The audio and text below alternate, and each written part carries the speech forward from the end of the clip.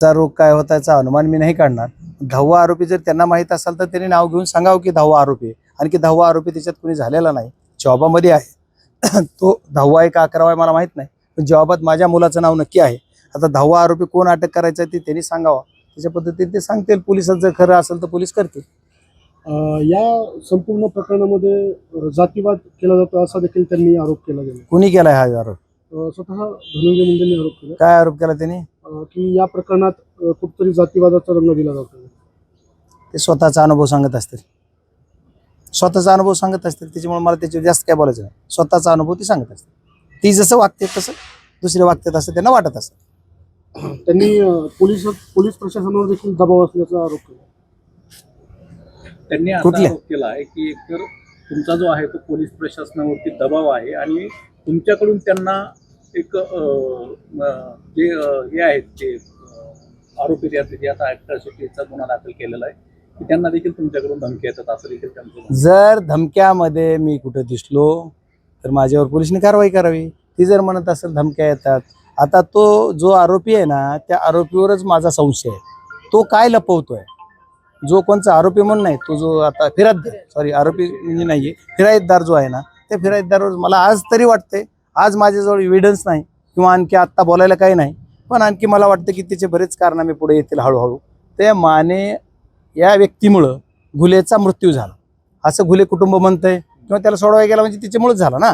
पण हे मानेला मारण्यासाठी का गेलते त्याचा खुलासा कोणी करणार आहे का? की मानेला मारायला ही का गेले? गुल्याला नाही मारायला आले म्हणतात, नाही मानेलाच मारायला आले. मग मानेलाच मारायला का आले? कुटुंब किंवा त्याची काय जी मारेकरी जी आरोपी आहेत ती त्यालाच मारायला का गेले ह्याचा पण खोला तपास झाला पाहिजे ना. आणि राहिला विषय की आता जी काही कुठला ह्यानी असं केलं त्यांनी तसं केलं ते म्हणणं राजकीय मंडळीचं, त्याच्यावर मला जास्त भाष्य करायचं नाहीये. पण माझा मुलगा जर आरोपी असेल तर त्यांनी तपास चालू आहे त्यांचा. तपासात आरोपी असेल तर त्याला करतील आरोपी, काय करायचं ते ठरवतील. ही स्टोरी फक्त कुठंतरी रिपीट करायची आणि अशीच घटना घडली मग अशीच घटना घडवायची, ही मिरर कॉपी करायचा प्रयत्न आहे. कॉपी टू मिरर असं नाही होणार. कारण तुमची घटना तुमचे संतोष देशमुखमध्ये कमीत कमी 100 कॉल असतील, कमीत कमी ऑन द रेकॉर्ड. माझा हा सिंगल बी कॉल दाखवा. SP सोडून मी कोणाला काही बोललो. आणि SP सुद्धा मी पहिला फोन याच्यासाठीच केला की बाबा बीड जिल्ह्याची अशी बातमी, ती नेमकं काय ते मला प्रेझेंट करा. आणि त्यांनी मला ब्रीफ केलं. लोकप्रतिनिधी माझा अधिकार आहे, तुम्ही मला कोणी विचारलं काय तर मी काय सांगणार. आणि त्या पद्धतीने मला ब्रीफ केलं. मी ते सगळ्यांना बोलत राहिलो. मला त्याच्यात त्यावेळेस SP साहेब म्हणले नाही तुमचा मुलगा येतो याच्यात किंवा मुलाचं नाव आहे, काहीच नाही. मग दुसऱ्या दिवशी कुठून आला माझा मुलगा? म्हणजे त्याच्या अगोदर खासदाराची चर्चा चालली, पण खासदार 15 दिवस तिकडंच आहे म्हणल्यानंतर म्हणजे आता मुलगा घ्या, अशी हिस्ट्री आहे. आणि माने हा व्यक्ती मानेलाच माराय का आले हा माझा मूळ प्रश्न आहे. त्याला कुठं मानेलाच का मारायला आले आणि माने कोण आहे? मानेला मारायला माने गुंड नाही म्हणतात, दादा नाही म्हणतात, पैशावाला नाही म्हणतात, कुणीच नाही. मग माने सारखा एक कुठंतरी हॉटेलवर काम करणारा कर्मचारी बिचारा, तो उपजीविका त्याच्या एवढ्या हलाखीची परिस्थिती असल्यावर न भागवते असं म्हणतात. तर मग ह्याला मारायला कशामुळे मारायला आले ह्याला? मग सुनी जवळ येऊन काही लोक आले म्हणले, त्या काही बाईट बघितले मी एक जणांची, तिकडूनच कट रचून आले. कुठून? मानेलाच मारायला कट रचून आले. कट रचला कुठं तर आता कुठं रचला त्याच्यात त्या फिर्यादीच्या अगोदर बाईटमध्ये म्हणलेत खासदारांनी रचला, पण फिर्यादीत नाही तसा कट रचला असं वाक्य. फिर्यादीत वेगळंच आहे. की फिर्यादी जो जॉब ॲडिशनल घेतलाय पुरवणी जॉबात म्हणलं की काहीतरी मला ॲम्ब्युलन्समध्ये बहुतेक असंच आहे ना, बघितला FIR तुम्ही कोणी तर मी काय बघितलं नाही, पण मला जेवढी माहिती कळाली त्याची की ॲम्ब्युलन्समध्ये कुठंतरी माझ्या ह्याने सांगितलं, मयताने सांगितलं असं त्यांनी म्हणलेलं आहे. पण त्याच्या अगोदर तर तुम्ही हे असं कुठं म्हणलंच नाही. मग हे नेमकं काय प्रकार घडतात? मग ही माने कोण? आणि मानेला एवढा काय मोठा माणूस होता का छोटा होता का? काय गुन्हा केला मानेनं? एक जीव घ्यायला कुणी येईल का? आता समजा माझ्याकडे आले लोक, मला लगेच जीव घ्यायला मी काहीतरी गुन्हा केला असेल ना, डायरेक्ट जीव मारायला येते. समजा मग कट रचून आले मारायला, तर त्याने गुन्हा काय केला आणि त्या गुन्ह्यावर काय शिक्षा करणार? आणि त्या गुन्ह्यात कोण कोण आहेत? तो मानेच आहे कारण की त्याच्या मागून कुणी आहे का? ती काही एखादा गुन्हा केला म्हणून ती गुन्हाला पिण्यासाठी ही स्टोरी रचली जाते. त्याचा तपास व्हायला पाहिजे आणि तपास मी करायला होणार ना. म्हणजे हे मी तुम्हाला ओपनली सांगतो की ह्याचा तपास मी करायला होणार. लोकप्रतिनिधी माझी जबाबदारी त्याचा तपास करायलाच लावणार. आणखी एव्हिडन्स माझ्या हातात उद्याच्याला येतील, सगळे आलेत आता बरेच. कोणाचे मोबाईल जप्त झालेत, काही पोलिसने बरं काही केलंय. पोलीसचं काम आहे ते, मला पोलीसच्या तपासावर बोलायचं नाही. नाहीतर कसं असतं शक्यतो आरोपीचा, पण एखाद्याला वाटतं की आता आरोपी नाही मी, तरी माझा फोन जप्त केला. आता माझं सुद्धा करू शकतं, माझं MP म्हणून नाही करू शकणार, माझ्या मुलाचा फोन जप्त करू शकतात, तपासून नेऊ शकतात, पोलिसांचा अधिकार आहे, माझा करायला परमिशन घ्यावं लागेल, ते बी करू शकतात. आता हे बघा, मी जेवढं ऐकलंय ते काय म्हणते, प्रत्येकाच्या प्रश्नाला उत्तर नाही. तुम्ही ज्या माणसाचे एका नेते कुणी बोललाय आमदार, त्या आमदाराचं म्हणतात त्याच्यावर मी बोलत, मी इतक्या खाल्ल्या माणसाच्या उत्तर द्यावं असं मला नाही वाटत. प्रत्येक जण खूप आरोप आहे, 100 गोष्टी बोलतात, प्रत्येकाला मी कशाला बोलू. माझी तुम्हाला विनम्र विनंती आहे, मला सुद्धा काही गोष्टी विचारताना तुम्ही ज्या तुम्हाला अपेक्षित आहे माझ्याकडून, ज्या ह्याला न्याय मिळण्यासाठी तेच विचारा, पेटवायसाठी नाही. असं म्हणजे तुम्ही पेटीचा असं नाही म्हणायचं मला. पण एक विषय असा आहे की कुणाच्या आडून कोण राजकारण करते, कोण जातीवाद करते, हे ज्यांना वाटतंय, ज्यांना म्हणायचे ती म्हणत असतात, पण सत्यता काय ती पोलीस तपासते, पोलिसांनी तपासावं ना. त्याच्या आडून मी म्हणलं कुणाच्या आडून कोण हे करते का असं, याच्यावर आज बोलावं असं मला नाही वाटत. ठीक आहे, बघूयात आपण काय काय होतंय. देशमुख प्रकरणानंतर जिल्ह्यातलं वातावरण शांत होईल असं काही लोकांना वाटलं होतं आणि त्यानंतर 22 खून झालेत आणि स्वतः धनंजय मुंडे यांना देखील टार्गेट केलं गेलं असं ते देखील म्हणतात. हे बघा, आता मला ह्याच्यावर राजकारणावर बोलायचं आलं, हे राजकारण आहे. आता मी काय म्हणतो, संतोष देशमुखचा खून झाल्यानंतर जी काय प्रक्रिया घडली, जे काय सगळं इन्व्हेस्टिगेशन झालं, इन्व्हेस्टिगेशनच्या नंतर ज्यांचे नावं आले, जी जिथं काय जायची तिथं झाली, त्याची केस चालू. या पद्धतीचा प्रकार झाल्याच्या नंतर बी जिल्ह्यामध्ये 22 झाले असं ते म्हणतात. चौकशीत हो, ऐका ना, पुढचं माझं पूर्ण होतं, तुम्हाला लई घाई आहे राव. माझं म्हणणं असं आहे की त्या 22 मधले परळीत किती झाले ह्याचं बी उत्तर साहेबांनी द्यायला पाहिजे होतं. आज त्यांना साहेब म्हणून सांगतोय मी, तर त्यांनी सांगायला पाहिजे होतं, पण नाही सांगितलं.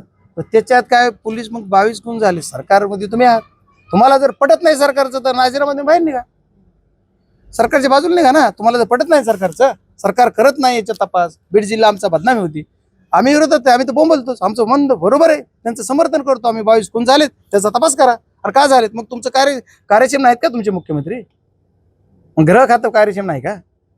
म्हणजे त्यांनी म्हणतात, मी नाही म्हणलं. माझा आता मुख्यमंत्र्यावर पूर्ण भरोसा आहे, माझ्या पूर्ण राजकीय जेवढे काही असतील त्यांच्यावरही माझा भरोसा आहे आणि माझा इथल्या पोलीस यंत्रणेवर भरोसा आहे. मला मुख्यमंत्री चुकीच्या पद्धतीनं गुन्हा नमूद करू देणार नाहीत किंवा सांगणार नाहीत, उपमुख्यमंत्री या पालकमंत्री ह्या सुद्धा करणार नाहीत, कुणी दुसरा एखादा आमदार कुणी करणार नाही, ही दोघं सोडता तिसरं कुणी काही नाही. आता ही आमचं झालं, तुमच्या भारतीय जनता पार्टीच्या पक्षाचे आमदार त्यांच्या विरोधात बोलले ना चौकात, त्याचं कसं हो? खासदार कुठं आहे आता असं विचारतात, आता बाकीचे सगळे विचारा ना. खासदाराचं लय नातं लांब आहे ना, आणखी खासदार म्हणजे काय, खासदाराला काय मंत्री आहेत, सगळे भरपूर लोक आहेत ना, येतील जातील सगळे भेटतात. कुणाला प्रेम देऊन प्रेम मिळतं, कुणाला दाब देऊन प्रेम थोडं मिळते. तुम्ही आम्हाला आरोपी कराल आणि तुम्ही प्रश्न विचार तू कुठे गेला खासदार, झोपलाय, पण लोकांचे कामं करीत झोपलाय, असं कुठं रात्री झोपला नाही. बीड जिल्ह्यातच आहे ओपन, त्याचं काय, खासदार कुठं जाणार नाही. मला ह्या गोष्टीला, या प्रकरणाला राजकारण होऊ द्यायचं नाही. हात जोडून विनंती, विनम्र विनंती, याच्यात राजकीय कुणी नाही, राजकीय बोललंही नाही पाहिजे, राजकीय पण आता राजकारणाशी चलच ना पुढे. त्याच्यामुळे माझं म्हणणं, या कुटुंबाला न्याय द्यायसाठी झाटा ना, त्याच्यासाठी त्याला कशाला मॉब लागतोय, त्याला कशाला ही लागतंय. या कुटुंबाला न्याय द्यायसाठी मॉब करायची गरज आहे, पण माझ्याकडे मॉब होत नव्हता.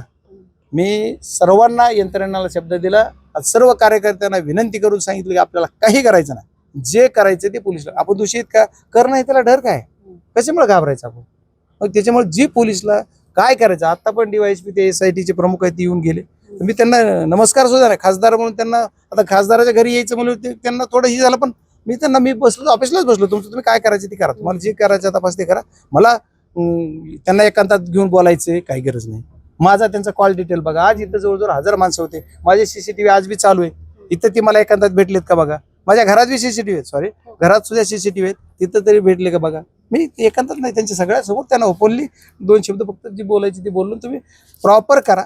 ज्याला जी दोषी आहेत त्यांना हुडका. मी म्हणतो या मानेलाच ती मारायला का आलते, या मारे करायचा काय उद्देश होता, घ्यायलाच मारायला आले, हे तुम्ही तपासा. आणि आज मी तुमच्या माध्यमातून महाराष्ट्राला सांगतोय, गृहमंत्र्यांना विनंती करतो की याच्या मुळात जा, हे कशामुळे भांडणं करायला आले, हे का मारायला, हे तुम्हाला मला ऑफ द रेकॉर्ड माहिती असून रेकॉर्डवर काय ते आलं पाहिजे आणि सत्य जनतेसमोर यावं. बाप्पा, या प्रकरणामध्ये जे आहे ते मुख्यमंत्र्यांचा SP कॉल आला, त्यानंतर पूर्ण जेव्हामध्ये सौरभ सोनवणेचं नाव घेण्यात आलं. त्यानंतर आपण मुख्यमंत्र्यांची भेट घेतली. बाप्पा काय चर्चा झाली नक्की? मी तुम्हाला जिम्मेदारीने आणि विश्वासार्थाने सांगतो की मुख्यमंत्र्यांना मी या विषयामध्ये एक चकार शब्द बोललो नाही. एक शब्द सुद्धा नाही.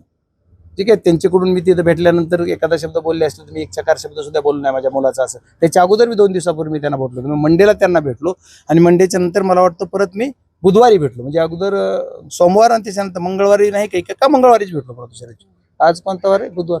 मंगळवारीच भेटलो. जी पूर्वांची जेव्हा शुक्रवार आहे, काल गुरुवार होता, बुधवार, तर मी बुधवारीच भेटलो मुख्यमंत्री. सोमवारी परत भेटलो. सोमवारी भेटलो होतो त्या दिवशी हा विषय काहीच नव्हता.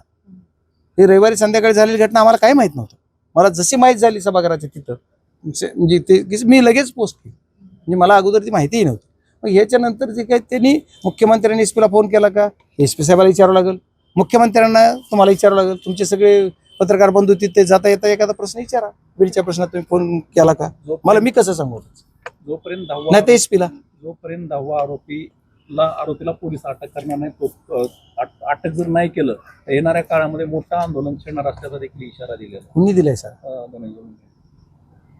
नाही मी त्यांचं नाही ऐकलं.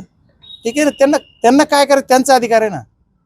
असं काय त्यांना छेडता येतं दुसऱ्याला येत नाही असं थोडंच आहे. मी तर सांगितलं त्यांना, पण त्यांच्यावर मला त्यांनी जेवढं बोलायचं तेवढं त्यांनी ठीक आहे बोल, त्यांनी छेडू द्या ना, त्यांनी छेडतील. आम्हाला काय आंदोलन प्रशासनाला धरायचं नाही. आम्ही विरोधी पक्षात असून सुद्धा प्रशासनाला आम्हाला कुठेही वेटीस धरायचं नाहीये. प्रशासनाला मदतच करायची. चाहे आम्ही सरकारच्या बाहेर आहोत तरी पण आम्ही सरकारला मदतच करणार आणि आम्ही पोलीस प्रशासनाला मदतच करणार. आता तुम्ही सरकारमध्ये बी राहता आणि आंदोलन बी करता, तर ती का करतात? तुम्हाला सरकारमध्ये असून आंदोलन करायची का वेळ आहे? सरकार तुमचं, आमदार तुम्ही, मंत्री तुम्ही, सगळं तुम्ही, मग का आंदोलन करता? म्हणजे तुम्हाला कुठेतरी खोटं करायचं याचा अर्थ असा दिसतो. मला माहित नाही. विलास गुले हत्या प्रकरणानंतर जे आहे ते तात्काळ बीड जिल्ह्याचे खासदार बजरंग सोनवणे हे मुंबईला निघून गेले मुलाला वाचवण्यासाठी, असं देखील आरोप करण्यात आलेला आहे. सांगा. कुठंच वाचलं आहे मी, बघितलं नाही. हे सगळं आजच आज झाले सगळं. आणि आज बोलले. त्यालाच धरून पण बोलले. सन्मान्य जी काय बोलले असतील त्यांना एक माझी विनंती आहे की माझ्या घराला CCTV लावलेले, तुम्ही जरी घरात आला तर रेकॉर्ड होतात, मी जाताना रेकॉर्ड होतो आणि माझे कॉल डिटेल, माझं लोकेशन आहे. मी 15 तारखेला जवळपास दिल्लीची मीटिंग होती, त्या मीटिंगला गेलो आणि तिथून मी बाहेरच आहे. ते मी रात्री आलोय. रात्री काय तारीख होती? 25. आज 26 आहे ना. 25 तारखेला आलोय समजा मी रात्री. 25च्या रात्री घरी आलोय. त्याचं बी रेकॉर्ड आहे माझं. आणि मी मुंबईत का होतो? सुप्रियाताईच्या मुलीचं लग्न असल्यामुळं मला 19 तारखेला आणि 20 तारखेला जबाबदारी होती. त्या लग्नाच्या संदर्भात जबाबदारी म्हणजे माझी कर्तव्य होतं. त्याच्यामुळे ते 2 दिवस मी तिथे मीडियानं बघितलंय ना मला, नाही आता सगळं ते मुख्यमंत्र्यांच्या बरोबर मी कंटिन्यू होतो. पंजाबच्या त्यांना मी घेऊन येणं ही माझ्या कुटुंबातला सदस्य म्हणून मी त्यांच्याबरोबर अटेंड करायला त्यांना होतं. आणणं त्यांना दुसऱ्या दिवशी मला रविवारी सोडायचं होतं, त्यांना सोडायला. मग त्याच्यामुळे रविवारी तिथंच होतो, शनिवारी तिथंच होतो. 20 तारखेला 21 तारखेला ही घटना 20लाच घडली आणि 21लाच घडली समजा. आणि मग पुन्हा वाचवायला कशाला गेलो मुंबईला? त्यांना ते कसं रात पळायची सवय ज्यांना येते तसं बोलतात. मला रातचं पळायची सवय नाहीये. मी दिवसात सगळं करतो आणि दिवसाच्या सवयी मला आहे. जिल्ह्याचे खासदार असताना पीडित कुटुंबाची भेट घेतली नाही असा देखील त्या ठिकाणी आरोप करण्यात आला. झालं ना. आता म्हणलो की आत्ताच मी, पीडित कुटुंबाने मला आरोपीच्या पिंजऱ्यात बसवलं. त्याच्यामुळे मला माफ करावा की मी त्या कुटुंबाला, मी आरोपी असताना कसा जाऊ? मीच आरोपी. आता मी म्हणतो तुम्हीच मला मारलंय, मग कसं तुम्ही कसं मला भेटायला येणार? अपेक्षा तरी का करताय? मला भेटायला जाणार असं मी ऑलरेडी डिक्लेअर केलेलं होतं. तुम्ही बघा माझं सोशल मीडिया अकाउंट. मी येणार म्हणून की बीडला आलो की मी 2 दिवसात बीडला जाऊन कुटुंबाची भेट घेणार. पण मी आलोय, पण मी नाही गेलो. आता तुम्ही मला आरोपी केल्यावर आलोय मी. आता कसं करणार मी? आता आरोपीनच जायचं का? मग तुम्ही जाऊन काय करायचं? मग मला तुम्हाला असं काय, तुम्हाला मी गेल्याच्या नंतर मला कसं काय होतं हे बघायचंय का तुम्हाला? तशी इच्छा असली तुमची तर सांगा, आमचं काही म्हणणं नाही. पण आरोपी मला केलं नसतं तर मी 100% गेलो असतो. आणि माझा आरोप ज्यावेळेस कमी होईल माझ्या मुलावरला, त्यावेळेस आम्ही ते बी विचार करू ना. काय माझा दुश्मन आहे का? तो रमेश गुले सुद्धा माझ्याजवळ आलेला आहे. माझ्याबरोबर कधी कधी इकडे तिकडे मला भेटलेला आहे. त्याच्या भावाची एवढी जेवढी ओळख नसली रमेश गुले, ते आता जो फिर्यादी आहे त्याची माझी चांगली ओळख आहे. आता पण ती ही कशा ओळखी आहे? 5-10 वर्षापूर्वीच्या ओळखी वेगळ्या झाल्या तर आताच जिल्ह्याची ओळख थोडी वेगळी राहायला लागली. त्याच्यामुळे प्रॉब्लेम आहे. खूप खूप धन्यवाद.